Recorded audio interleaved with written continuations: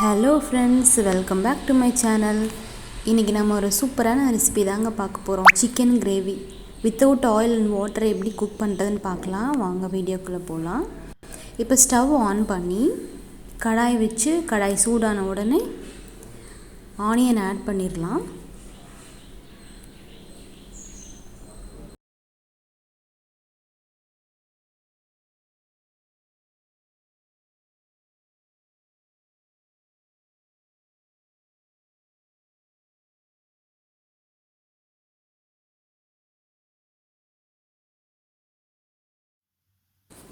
இப்போ ஒரு ஸ்பூன் இஞ்சி பூண்டு பேஸ்ட்டு சேர்த்துக்கலாம்.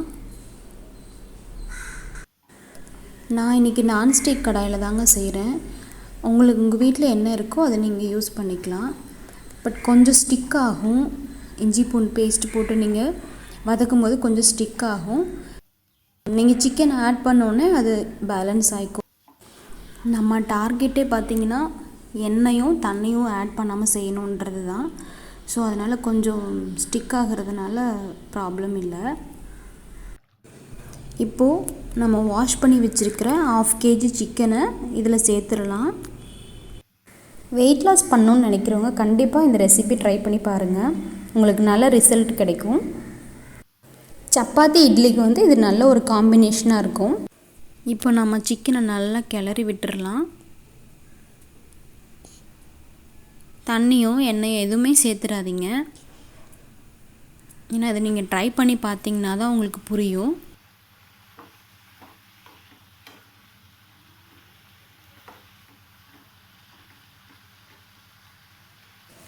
இப்போ நம்ம இந்த சிக்கனை கவர் பண்ணி மீடியம் ஃப்ளேமில் தான் குக் பண்ணணும். ஒரு 2 minutes ஆன பிறகு நம்ம மசாலா சேர்த்துக்கலாம். இப்போ பாருங்கள், நான் தண்ணி கொஞ்சம் கூட சேர்க்கலை. சிக்கன்லேயே தண்ணி ரிலீஸ் ஆகிருக்கு.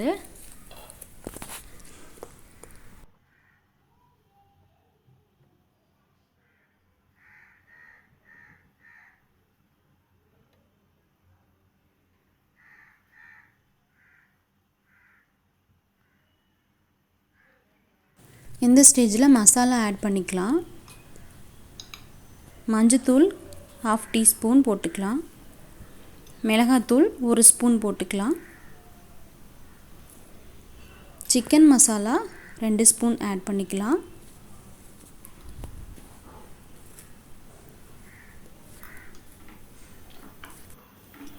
இப்போது சிக்கனில் இந்த மசாலா எல்லாம் ஆட் ஆகிற மாதிரி மிக்ஸ் பண்ணி விட்டுறலாம்.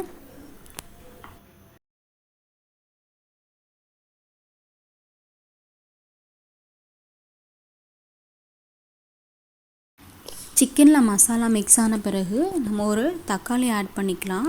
இது ஆப்ஷனல் தான், உங்களுக்கு வேணும்னா நீங்கள் சேர்த்துக்கலாம். நான் தக்காளி சும்மா கையில் நசுக்கி போட்டிருக்கேன். நீங்கள் வேணால் அரைச்சி கூட சேர்த்துக்கலாம்.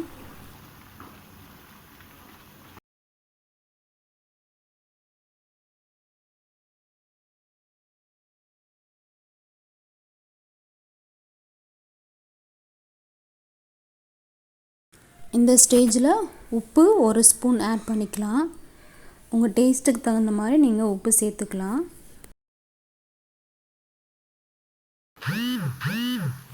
சைடில் பார்த்திங்கன்னா என்னோடய குட்டீஸ்க்கு மட்டன் கிரேவி ரெடி ஆகிட்டுருக்கு.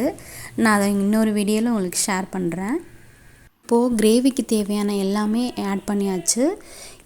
இப்போது நம்ம கவர் பண்ணி மீடியம் ஃப்ளேமில் 5 to 8 minutes குக் பண்ணலாம்.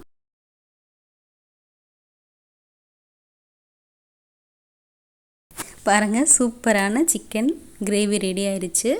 நான் எண்ணெயோ தண்ணியோ கொஞ்சம் கூட சேர்க்கலை. கண்டிப்பாக நீங்கள் ட்ரை பண்ணி பார்த்துட்டு எனக்கு கமெண்ட் பண்ணுங்கள். மீண்டும் இன்னொரு வீடியோவில் சந்திக்கலாம். Until then, bye. Thanks for watching.